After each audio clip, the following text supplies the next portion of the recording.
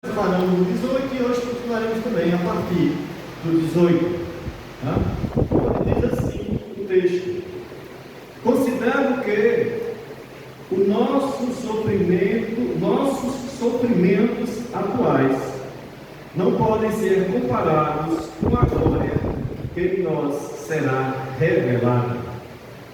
A natureza criada aguarda com grande expectativa que os filhos de Deus sejam revelados, pois ela foi submetida à inutilidade, não pela sua própria escolha, mas por causa da vontade daqueles que a sujeitou, na esperança de que a própria natureza criada será liberada da escravidão, da decadência em que se encontra, recebendo a gloriosa liberdade dos filhos.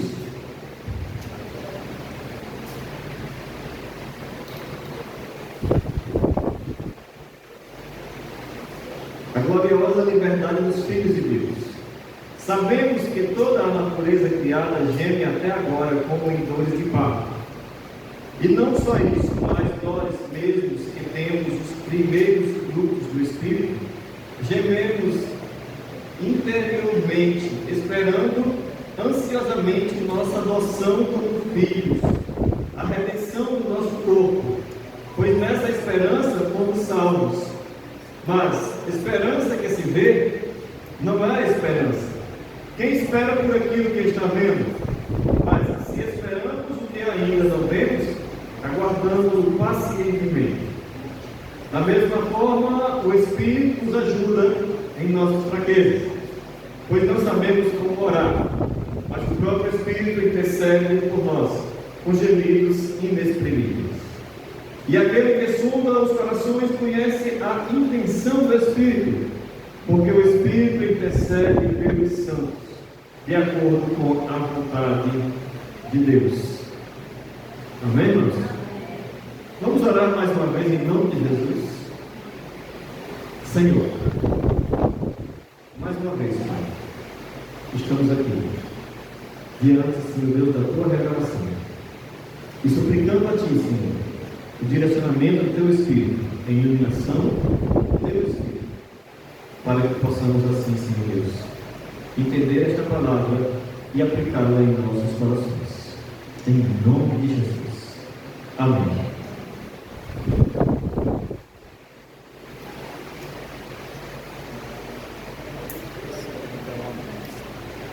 Bom, partiremos do princípio no qual o texto vem nos falando a respeito da esperança e da glória do futuro. O texto de Romanos, capítulo 8, a partir do versículo 18, ele traz esta mensagem: um chamado ao cristão a viver com a expectativa da glória que há de ser revelada no Senhor. Um chamado a fazer uma análise das circunstâncias atuais e daquilo que há de promessa de Deus. Portanto, o versículo 18 ele inicia esse texto falando sobre isso. E quando falamos desse contraste da realidade atual com a glória futura, é algo muito interessante, porque a Bíblia nunca escondeu de nós que haveríamos de passar por muitas dificuldades. Nunca foi algo oculto nas Sagradas Escrituras a dor. Pelo contrário, a dor sempre foi colocada como algo real, como algo que faz parte da trajetória, como algo que inevitavelmente todos aqueles que se propõem a seguir esta caminhada irão passar. Mas ela fala também sobre a dor, sobre as tribulações, sobre as lutas, que elas são passageiras. Todas elas são passageiros. Isso significa que irão passar, comparadas com a glória eterna. E aqui ele vem dizendo: as lutas deste mundo não podem ser comparadas com a glória. Isso é uma mensagem de esperança para todos nós, um chamado a vivermos a intensidade do Evangelho sem querermos abrir mão de absolutamente nada, sem negociarmos princípios e nem valores, sem abrir mão de viver as experiências a quais são propostas por amor à palavra. Em outras palavras, Paulo vem dizendo: irmãos, não tenham medo de sofrer por Cristo. Não tenham medo de padecer necessidades e angústias por Cristo. Não tenham medo das dores deste mundo, se assim você está passando por Cristo, porque elas são incomparáveis com a glória eterna, com o peso de glória eterna. Nós devemos olhar para esse lado, olhar para a nossa vida com uma perspectiva de eternidade. Esse é o chamado da palavra. Você já parou para fazer isso? Olhar para a sua vida com uma perspectiva de eternidade. Pensar que o que nós estamos fazendo aqui, ou passando aqui, é algo mínimo diante daquilo que iremos receber lá. Ou se, por outro lado, se nos submetermos às vontades da carne aqui, estaremos assim abrindo mão da eternidade com Deus, porque é uma escolha. Se escolhermos as inclinações da carne, por exemplo, nos tornamos então escravos daquele a quem servimos. É isso que a Bíblia diz. E ela diz: a mentalidade da carne tende para a morte. Muitas vezes passamos por dificuldades, por lutas, por provações, mas se eu olho por uma perspectiva futura e eterna, nós vamos perceber que as coisas daqui não são incomparáveis com as, pois o que há reservado em Cristo é infinitamente melhor. Então devemos nós perseverarmos firmes nesta palavra. Devemos nós perseverarmos firmes nesta promessa. E aqui ele vem falando de esperança. Trata-se, como o próprio texto vem falando, daquilo que nós não estamos vendo, mas o quê? Esperamos. Se nós esperamos, é porque ainda não aconteceu. Estão entendendo? Mas a esperança, ela não é uma coisa lançada à sorte. A esperança é uma promessa de Deus, fundamentada na própria palavra de Deus, que eu sei que é viva, verdadeira e eterna. Então eu não posso olhar para a esperança como uma perspectiva dos meus desejos. Estão entendendo isso, irmão? Sim ou não?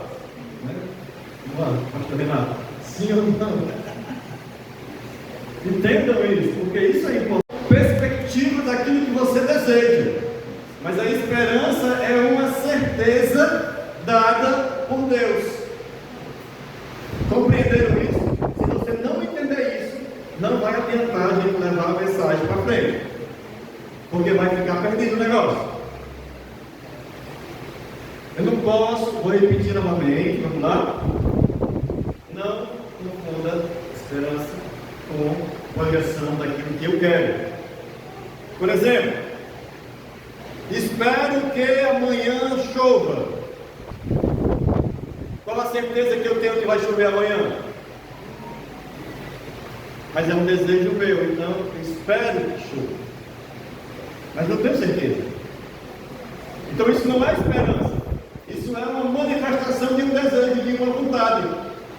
Uma projeção futura do que você quer. A esperança. Se o Senhor me permitir estar vivo amanhã, eu tenho certeza que Ele estará comigo. Tenho certeza ou não que Ele estará comigo? E se Ele não permitir que eu esteja vivo amanhã, eu tenho a certeza de que estarei com Ele. Esperança, isso é esperança. Entendeu? Isso é esperança, certeza.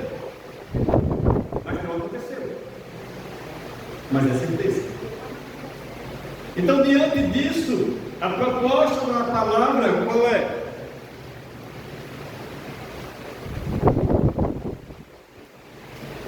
A proposta é a permanência, a perseverança na promessa ou na esperança. E quando Paulo fala sobre isso, ele usa e cita a própria criação como um exemplo de perseverança e de esperança. Agora, algo muito interessante, porque esse texto ele traz esta leitura e é uma leitura muito complexa, algo complicado de se entender. A forma que é colocada, a forma que ela é apresentada, precisamos analisar com muita cautela aquilo que Paulo está dizendo. Ele diz que a criação, por causa do pecado, ela geme.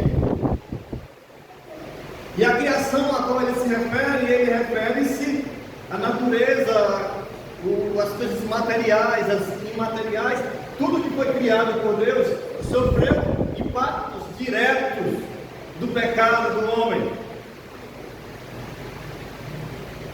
Pois o Senhor assim sujeitou a criação a esta condição. E toda a natureza geme. E aqui ele fala do 29, do 19 até o 25, Paulo fala sobre isso. E ele diz que ela aguarda a manifestação dos filhos de Deus, o dia da restauração total. E aqui usa a palavra aguarda, espera, continua.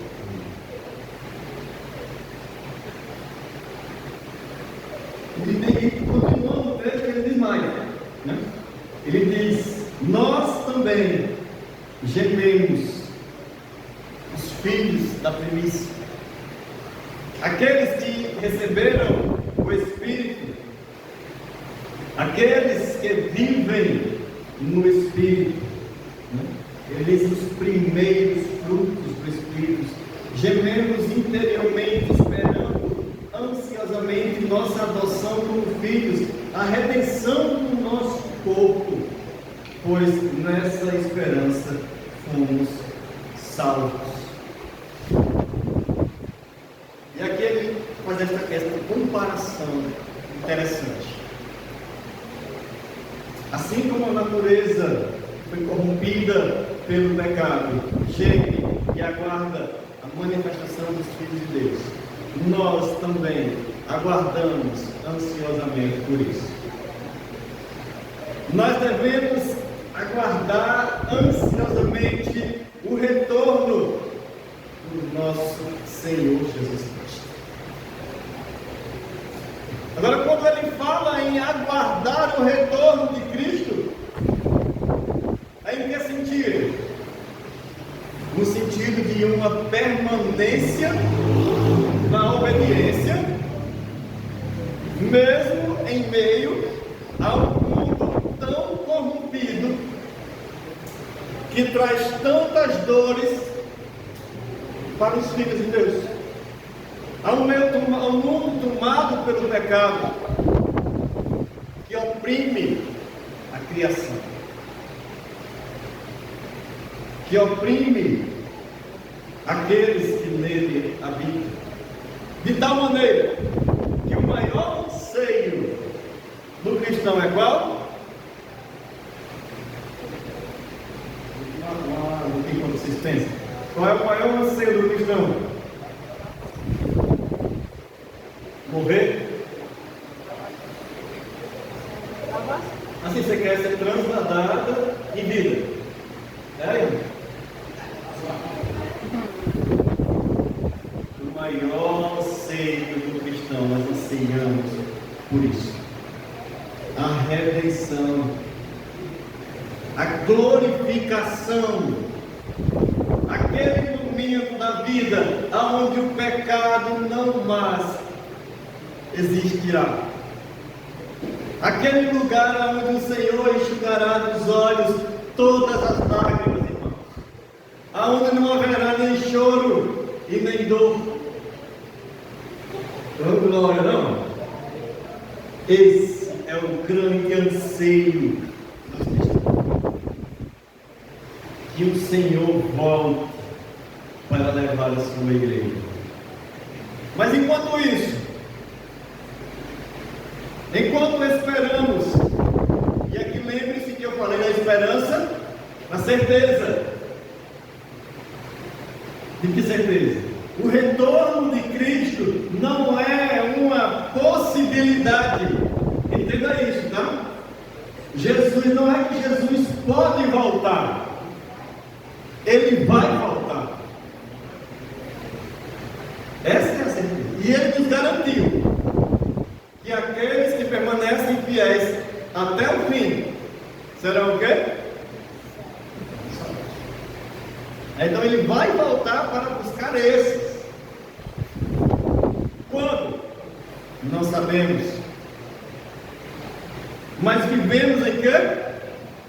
Na esperança. E novamente eu friso com vocês: esperança é certeza. Então, se eu tenho certeza que o Senhor voltará num abrir e piscar de olhos, num dia, numa hora, que eu não sei quando vai ser, mas eu sei que Ele virá, como eu posso me render ao pecado? Está entendendo? Como eu posso me entregar ao pecado, sendo que ele pode vir? Por isso essa esperança, ela é base para o desenvolvimento de uma vida santificada para Deus. Por que fazemos o que fazemos para Deus? Pela esperança de vida eterna, pela esperança da redenção, afirmando que, quarta vez que eu digo isso a vocês, esperança é certeza, não é projeção daquilo que eu imagino, o que eu quero. Então, eu faço isso porque eu tenho certeza que será assim. E por isso permanecemos inabaláveis.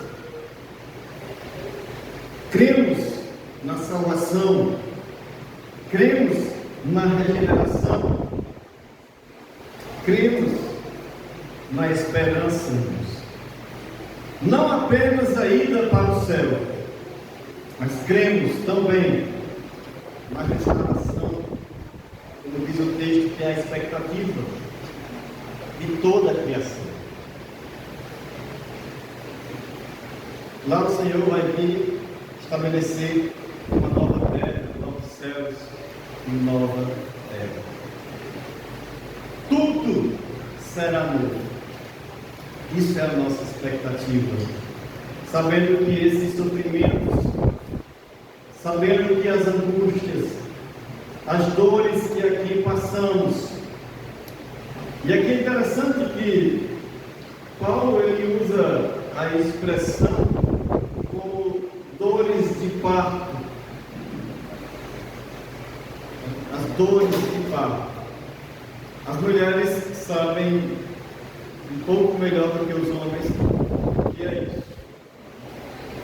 a dor de um parto. Elas dizem que é algo extraordinário. Mas a alegria de segurar o bebê nos seus braços faz com que aquela dor e aquele sofrimento você possa dizer: valeu a pena. Ou não é assim, mulheres? É assim, irmãs? Amém. Muito bem. Que assim seja. E isso é a ilustração. Vamos dizer que, e é isso que a Bíblia diz que nós passamos aqui nesse mundo, dores de parto. São dores que antecedem um momento magnífico. Entende? Estão entendendo isso, gente? As dores deste mundo, elas devem ser encaradas como algo que antecede uma grande alegria, uma grande expectativa. Porque uma mãe, quando ela está gerando uma criança no seu ventre, e ali eu penso, porque como pai também vai imaginar, como será a criança? Como será o rosto? Como será? E vem aquela expectativa, e aquele anseio, e aquele negócio. E quando chega o dia, mesmo com dores, mas quando a criança está no colo, aí tudo valeu. Aquela dor, aquelas lágrimas agora transformaram-se em riso. Aquelas angústias agora transformaram-se em contentamento. Aquela ansiedade agora é certeza. E todo medo foi lançado fora. Assim, meus amados irmãos, deve ser a nossa vida, a nossa caminhada com Deus. Esses últimos dias, o Espírito tem falado muito à nossa igreja a respeito disso. Esse texto de Romanos, os últimos capítulos de Romanos, ele tem sido muito intenso acerca disso. Um chamado à perseverança, um chamado à batalha, um chamado para a guerra, literalmente. Não acomode-se no pecado. Vamos lutar, vamos guerrear. Porque, meu irmão, só vence quem batalha, não. Só vence quem luta. E quando você vence, a sensação da vitória enche o coração de alegria de uma forma inexplicável. Mas tem um outro porém que eu quero passar para vocês aqui a partir do versículo 26. Tá? Lembra da passagem de Êxodo? Moisés tira o povo do deserto, do Egito, leva pelo deserto, para em frente ao Mar Vermelho, não é isso? Exército de Faraó de um lado, Mar Vermelho na frente, o povo olha para um lado e olha para o outro. Procura quem? Moisés. Por acaso não tinha túmulo suficiente no Egito para tu trazer nós para cá para morrer aqui nesse deserto? Eles não entenderam o processo de libertação. Eles não estavam querendo passar pelas dores. Eles não tinham entendido o sentido de batalha. Já estavam querendo desistir. O povo olha para Moisés. E Moisés olha para Deus. E Deus diz: por que você veio a mim? Diga o povo que macho. Ou não foi isso que aconteceu? E com aquele texto nós aprendemos coisas extraordinárias. Era como se Deus estivesse dizendo para aquele povo: você não acredita em mim? Eu não mandei vocês irem. Creiam. Mas alguém vai dizer: mas Deus tem um mar. Para frente não dá, tem um mar. Para trás não dá, tem um exército. Eu estou cercado por todos os lados. Mas Deus escolheu para como? E aquele povo, ele fez o quê? Ele caminhou. E quando aquele povo deu um passo em direção ao mar, o que aconteceu, irmãos? Isso, obrigado. O mar se abriu. Agora, quando foi que o mar se abriu? Quando o povo estava murmurando ou quando o povo deu um passo em direção ao mar? Entenderam isso? Entenderam o sentido? Às vezes nós estamos diante de uma luta e ficamos de que forma? É muito difícil, é muito complicado, não vou conseguir, não vou aquele negócio todo, oh Deus. E às vezes Deus está dizendo que olha, macho, e quando ele dá um passo, aquele mar se abre, e aquela multidão do Senhor faz algo impossível, atravessa o mar, a pé seco. Então Deus está dizendo o seguinte, irmãos: proponha no seu coração lutar. E na hora que você empunhar a espada e disser, eu vou para a batalha, sabe o que vai acontecer? Deus vai contigo.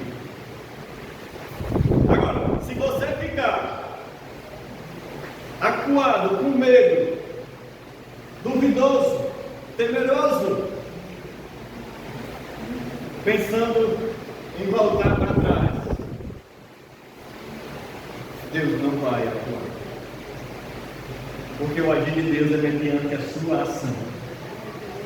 Lembra que o Senhor disse para o povo? Por que vocês estão vindo a mim? Era como se Deus dissesse, não, vocês querem que eu faça o quê? Vocês não fizeram nada? Talvez esse seja o grande problema da vida de muitos de nós.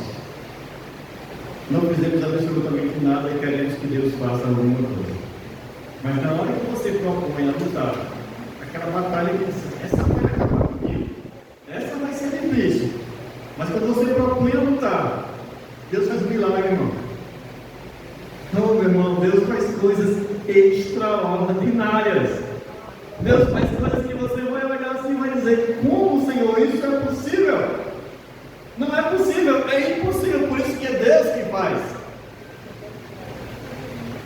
E nesse contexto de Romanos 8, a partir do versículo 26, Paulo vem dizendo algo muito interessante.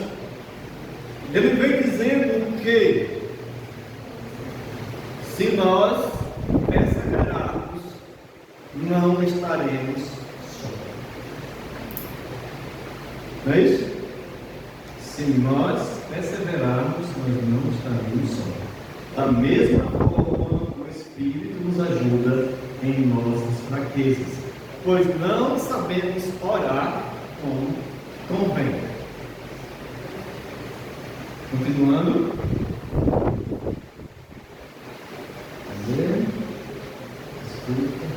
Não sabemos orar, mas o próprio Espírito intercede por nós com gemidos inexprimíveis. Ele está dizendo, irmãos, o seguinte: você não está só na tua luta. Nesse momento de dor, você não estará só. Você ficará só se você não quiser lutar. Entendeu? Você vai estar só se você não abrir mão da vontade de Deus. Você vai estar só se você abrir mão de fazer o que é certo. Mas enquanto você estiver com o propósito de fazer o que é certo, você não estará só, porque Deus estará contigo. O Espírito Santo do Senhor será aquele que te conduzirá, aquele que te instruirá, te iluminará irá fazer aquilo que você não consegue. Porque de fato, nessas batalhas espirituais, tem muitas coisas que nós não vamos conseguir fazer. Tem muitas coisas que nós só vamos dobrar o joelho, baixar na cabeça e dizer: Senhor, tem misericórdia, porque eu não sei. Senhor, eu não sei.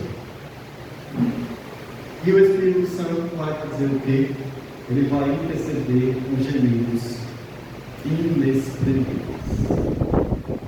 Quer dizer, o Espírito Santo de Deus entrará ao seu auxílio. Você só precisa do quê? Não tá. Porque eu vou dizer uma outra coisa para vocês. Existem horas nessa batalha que vem coisas que você não sabe porque, e nem como, e nem de onde.